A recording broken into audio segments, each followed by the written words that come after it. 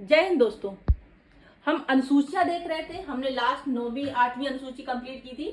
आपको प्लेलिस्ट पे वीडियो मिल जाएगा, डेफिनेटली आप उसको देखिएगा जाके ना। उसमें बहुत अच्छे से बताया गया है। आपको 8वीं अनुसूची के याद करने की एक ट्रिक बताई गई है, तो आप वहां पे जाके वीडियो को प्लेलिस्ट पे जाके देखिएगा। ओके, देखिए हम 10वीं अनुसूची पढ़ते हैं। दल बदल विरोधी कानून बोला जाता है इसको, एंटी डिफेक्शन लॉ। ठीक है, 10वीं अनुसूची को दल विरोधी कानून भी बोला जाता है, एंटी डिफेक्शन लॉ। ठीक है, दल परिवर्तन के आधार पर निर्भरता के बारे में उपबंध बताती है। ठीक है, 52 में संविधान संशोधन 1985 अधिनियम द्वारा संविधान में शामिल की गई थी 10वीं अनुसूची। राइट, देखिए 10वीं अनुसूची को दल बदल विरोधी कानून भी कहते हैं। ठीक है, यह दल बदल करने वाले सदस्यों को आयोग ठहराने संबंधी प्रावधानों को परिभाषित करती है। मतलब आपने सुना होगा ना, ए पार्टी से दूसरी पार्टी में बदल लेते हैं लोग, तो उस तरह के उनको हम आयोग घोषित ठहरा सकते हैं। इसको मतलब किस आधार पर ठहरा सकते हैं वो आपकी 10वीं अनुसूची में बताया गया है। इसका उद्देश्य राजनीतिक लाभ तथा पद के लालच में दल बदल करने वाले जनप्रतिनिधियों को आयोग करार देना, ताकि संसद की स्थिरता बनी रहे। ठीक है, इसका उद्देश्य क्या है, जो ये 10वीं अनुसूची, इसका उद्देश्य क्या है? ऐसे लोगों को जो राजनीतिक लाभ तथा पद के लालच में दल बदल कर लेते हैं, मतलब अपनी पार्टी चेंज कर लेते हैं या किसी पार्टी में चेंज हो जाते हैं, है ना। कोई व्यक्ति किसी दूसरी पार्टी में चला जाता है, तो उनको किस उद्देश्य मतलब किस आधार पर उनको आयोग घोषित ठहरा सकते हैं, या कि 10वीं अनुसूची बताती है। ठीक है, वो किस लिए, इसका उद्देश्य क्या है? ताकि संसद की स्थिरता बनी रहे। ठीक है, उसको आयोग घोषित किन आधारों पर बता सकते हैं? देखिए, आयोग घोषित किए जाने का आधार क्या है? यदि एक निर्वाचित सदस्य स्वेच्छा से किसी राजनीतिक दल की सदस्यता को छोड़ देता है।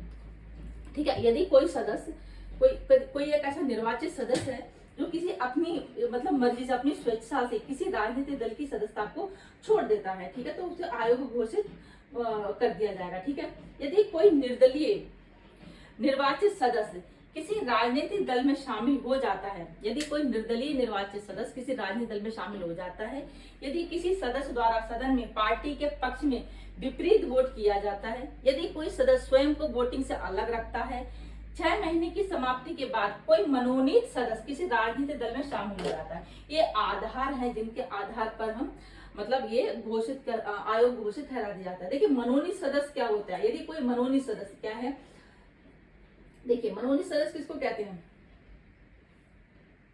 किसी व्यक्ति को मनोनीत या चुने जाने का मतलब क्या होता है? मनोनीत का मतलब होता है किसी पद के लिए चुना गया व्यक्ति, और निर्वाचित का मतलब क्या होता है कि वो सबसे ज्यादा वोट पाकर, जिसने मतलब निर्वाचित हुआ है, उसको सबसे ज्यादा वोट मिले हैं, पद ग्रहण किया, उसने वोट पाकर पद ग्रहण किया है, उसको हम बोलेंगे निर्वाचित। तो मनोनीत जो चुना जाता है उसको हम मनोनीत बोलते हैं। राइट,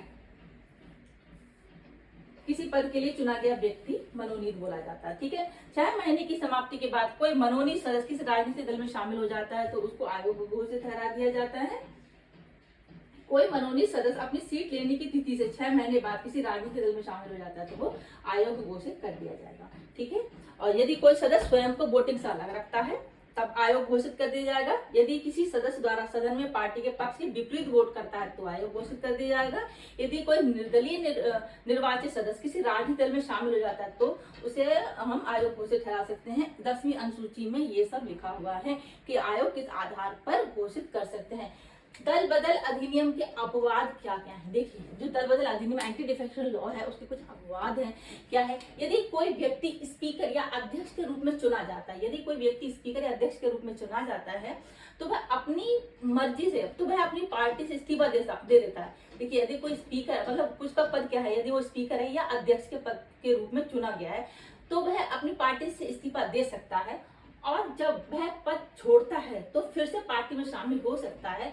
इस तरह के मामले में आयोग नहीं ठहराया जाएगा। तो ये दल बदल विरोधी जो लॉ है, एंटी डिफेक्शन लॉ है, उसमें ये अपवाद है। ठीक है, यदि किसी पार्टी के 1/3 विधायकों ने विलय के पक्ष में मतदान किया है, यदि कोई पार्टी है उसके 1/3, हाँ 1/3 विधायकों ने विलय के पक्ष में मतदान किया है, तो पार्टी का दूसरी पार्टी में विलय किया जा सकता है। एक सेकंड अपवाद है।